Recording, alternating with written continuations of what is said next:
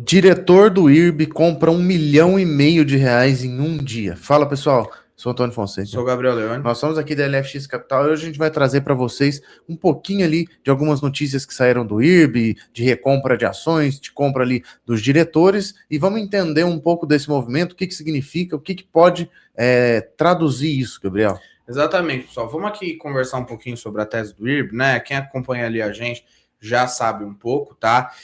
A gente tem olhado o IRB depois dessa reestruturação. Então, quando o IRB estava lá R$30, ainda tinha ali a fraude e tudo mais, a gente ficou de fora. Hoje a gente está entendendo, assim como os demais analistas, a JP Morgan deu como top pick do setor, então eu não compro nada, mas compro o IRB, e a gente está entendendo que a dinâmica do IRB ali mudou, né, pós ali a fraude. E o que aconteceu pós a fraude, né, Antônio? O que gerou a perda do monopólio? Ajudou ou piorou o IRB? Exatamente, pessoal. A perda do monopólio justamente ajudou o IRB, né? Ao contrário de que muita gente pensa que monopólio é sempre bom. No caso do IRB, ele tinha que assumir todos os riscos. Então, quando ele perdeu isso, agora ele pode assumir esses riscos ou não. E até isso tem acontecido nos últimos balanços ali, tem caído um pouco a carteira de crédito, a carteira de seguros ali em relação ao ano passado, mas justamente porque eles estão tirando coisa ruim. Então ali a gente vê queda em vida e aviação, que são produtos que têm margem ruim, a gente tem que tirar mesmo, tá? Isso aí é natural, é da dinâmica do setor. Mas vamos tratar um pouquinho, Gabriel, dessa recompra que eles colocaram ali de 5% das ações totais. Será que isso aqui vai ser cancelado? O que vai acontecer? Exatamente. Então, pessoal, assim, antes de falar disso, vou pedir ali para vocês se inscreverem no canal, deixar o like ali, que ajuda bastante a gente, e chamar para o pregão antibesta no domingo, tá? Vamos conversar ali um pouquinho mais com essa bolsa bastante volátil, petróleo não sabe se sobe, se cai. Vamos lá.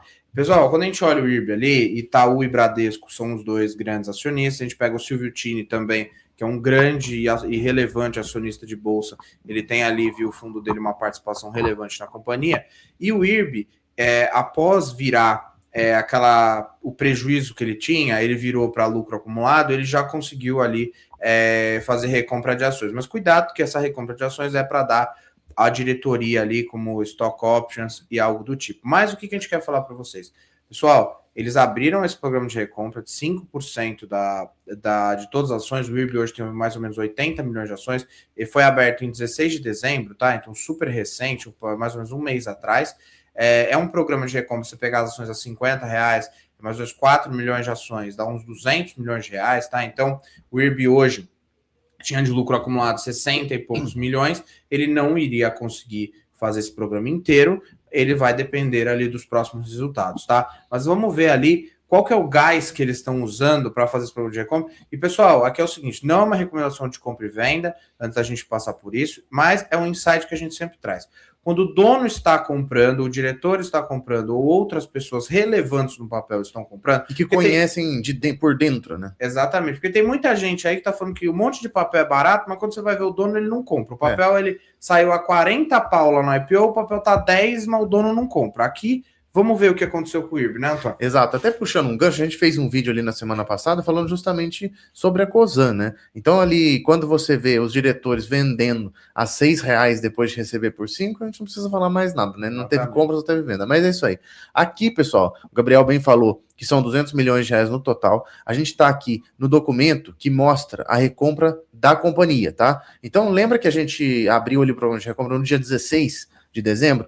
No dia 18, 19, 22 e 23, quer dizer, na mesma semana ali, em questão de dias, eles compraram cerca de 12 milhões de reais, 220 mil ações, tá? Então, foi executado ali uns 5% do programa inteiro na mesma semana que foi anunciado. E o que chama a atenção é o seguinte, muita gente fala, o IRB eu só compro por 44, 45, 49, e é o que a gente sempre fala, quando você vê a projeção do ativo e tudo mais, gente, pagar 49 ou 50 é a mesma coisa. E a empresa prova isso, tá?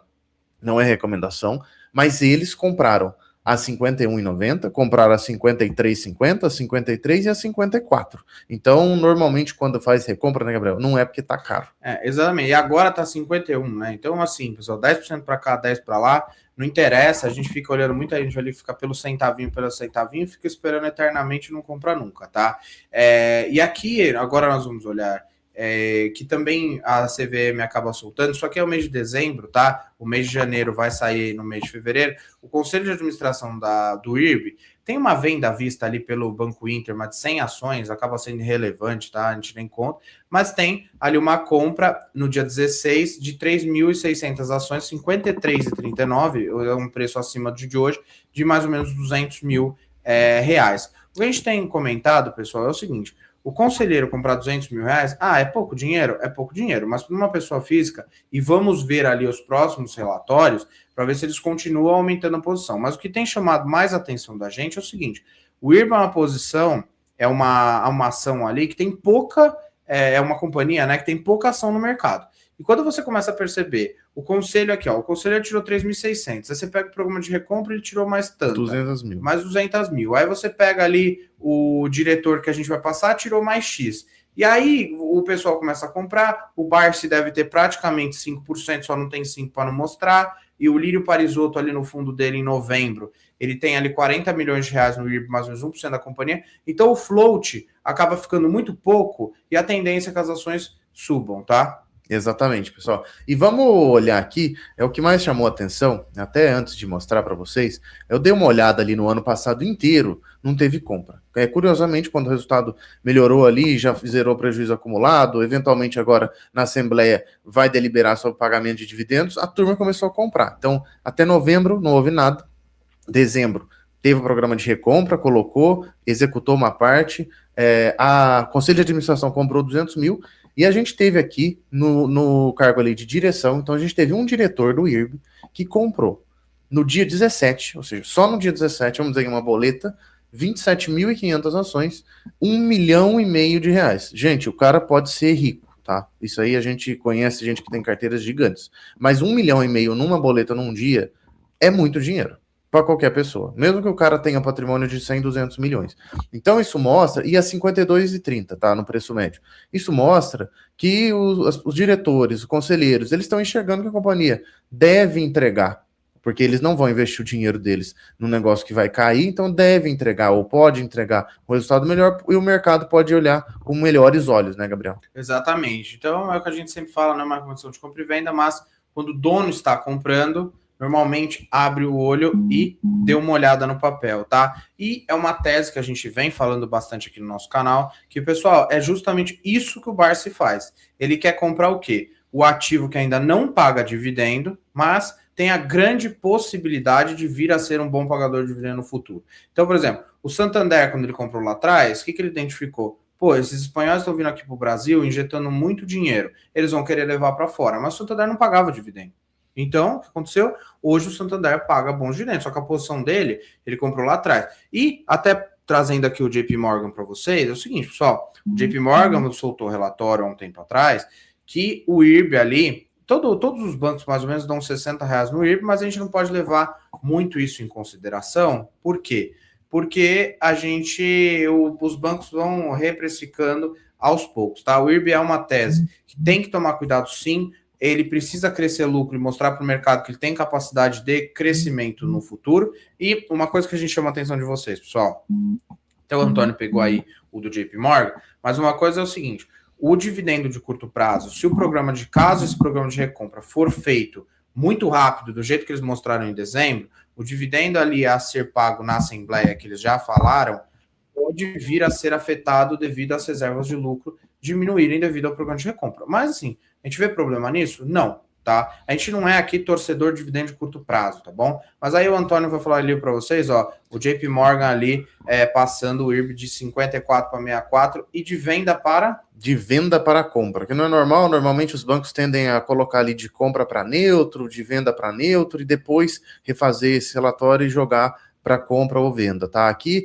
eles jogaram de venda para compra e elevaram o preço-alvo de 54 para 64 reais, elegendo o IRB como a melhor, a preferida no setor, tá? Eu lembro muito bem que isso aqui foi logo depois do Flávio Day, no Flávio Day ela caiu bastante, com uns 8%, 7%, e na segunda-feira, depois desse relatório, saltou 10%. Então, pessoal, o que a gente quer dizer com isso é o seguinte, os bancos estão começando a olhar, o gringo está começando a olhar, O IRB precisa se provar sim. A gente tem plena noção de que tem um passado na companhia, e se eles entregarem ali em algum mês, ou algum ano, ou algum trimestre, aliás, um prejuízo não recorrente, algo pontual, o mercado vai bater e você tem que estar preparado para isso, tá? Mas sabendo dos riscos, a gente enxerga como uma companhia que pode crescer, e se crescer, vai pagar bons dividendos, e é o que a gente sempre fala, a gente precisa comprar o ativo quando isso não aconteceu ainda, porque na hora que o IRB pegar e der 800 milhões de lucro e o dividendo for R$ 8 por ação,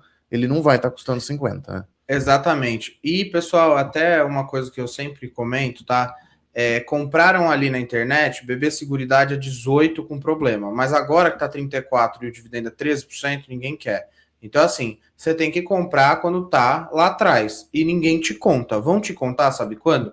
Na hora que o negócio tá lindo, maravilhoso, pagando 10% de dividendo. Só que 10% de dividendo não fecha a conta, tá? Exato. Então você tem que pegar um ativo que tem upside também, mas ressaltando aqui para vocês, não é uma recomendação de compra e venda. Quem compra com o seu dinheiro é você, então quem tem que analisar os ativos é você, tá bom? Mas não esquece de se inscrever aí no nosso canal e live do Pregão Antibesta domingo às 19. Vai lá, Antônio. E vocês vão sentir saudade do IRB nas R$ 50.